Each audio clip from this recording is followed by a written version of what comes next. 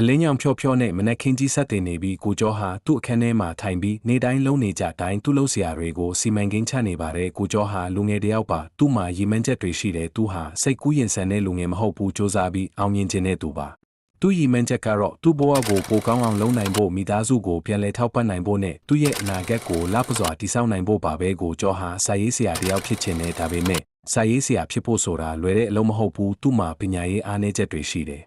စီးပွားရေးခက်ခဲတွေကြောင့်သူ့မိသားစုကိုထောက်ပံ့ဖို့လုပ်ရင်းနဲ့သူ့ရည်မှန်းချက်အတွက်အချိန်ပေးဖို့ခက်ခဲနေတဲ့ဒါပေမဲ့ကိုကျော်ဟာစိတ်သက်မချဘူးသူ့ရဲ့ရည်မှန်းချက်ကိုအကောင့်ထဲပေါ်ဖို့သူစ조사နေတဲ့တနေ့မှာကိုကျော်ဟာသူ့အတွက်အခွင့်အရေးတစ်ခုရလာတဲ့စာပေဝါသနာရှင်တွေနဲ့စုံစည်းရမယ့်စာပေဖတ်ပွဲတစ်ခုကိုဖိတ်ကြားခံရတယ်။ဒါဟာသူ့အတွက်ကြီးမားတဲ့အခွင့်အရေးပါဒါပေမဲ့သူ့မှာစာရေးဖို့အတွက်မပြည့်စုံသေးဘူးသူ့စာတွေကိုပြန်လည်ပြင်ဆင်ဖို့မြင့်တင်ဖို့အချိန်လိုနေသေးတယ်ဒါပေမဲ့ကိုကျော်ဟာစိတ်မပြတ်ဘူးသူ့ရဲ့အားနည်းချက်တွေကိုပြန်လည်သုံးသပ်ပြီးပိုမိုစ조사ဖို့ဆုံးဖြတ်လိုက်တဲ့သူရဲ့ရည်မှန်းချက်ကိုအကောင့်ထဲပေါ်ဖို့ကိုကျော်ဟာနေ့စဉ်စာရေးဖို့အချိန်ပေးလာတယ်။သူ့ရဲ့စာတွေကိုပြန်လည်ဖက်ပြီးပြင်ဆင်တဲ့စာပေဖွဲ့စည်းတွေမှာပါဝင်လာတဲ့သူ့ရဲ့စာတွေကိုလူတွေနဲ့မျှဝေတဲ့သူ့ရဲ့ရည်မှန်းချက်ကိုအောင်မြင်အောင်သူစ조사နေတဲ့အချိန်ကသူ့ကိုစမ်းသပ်တဲ့သူ့ရဲ့စာတွေကိုလူတွေကလက်မခံကြဘူးသူ့ရဲ့ရည်မှန်းချက်ကိုအကောင့်ထဲပေါ်ဖို့ခက်ခဲတဲ့အချိန်တွေရှိလာတယ်။ဒါပေမဲ့ကိုကျော်ဟာရိုးသားပြီးစ조사နေတဲ့သူပါသူ့ရဲ့စိတ်သက်မချဘူးသူ့ရဲ့ရည်မှန်းချက်ကိုအောင်မြင်အောင်သူစ조사နေတဲ့နောက်ဆုံးမှာကိုကျော်ဟာသူ့ရဲ့စ조사မှုတွေကြောင့်အောင်မြင်မှုတွေရလာတဲ့သူ့ရဲ့စာတွေကိုလူတွေက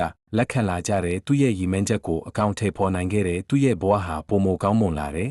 သူ့ရဲ့ရိုးသားမှုနဲ့စ조사မှုတွေကြောင့်သူ့အနာဂတ်ဟာလပစွာပုံဖော်နိုင်ခဲ့တဲ့ကိုကျော်ဟာသူ့ရဲ့ရည်မှန်းချက်ကိုအောင်မြင်အောင်စ조사ခဲ့တဲ့သူပါသူ့ရဲ့ဘဝဟာရေရှည်မှာကောင်းမွန်စွာပုံဖော်နိုင်ခဲ့တဲ့သူ့ရဲ့ရည်မှန်းချက်နဲ့စ조사မှုတွေဟာသူ့ကိုအောင်မြင်မှုစီကိုပို့ဆောင်ပေးနိုင်ခဲ့တယ်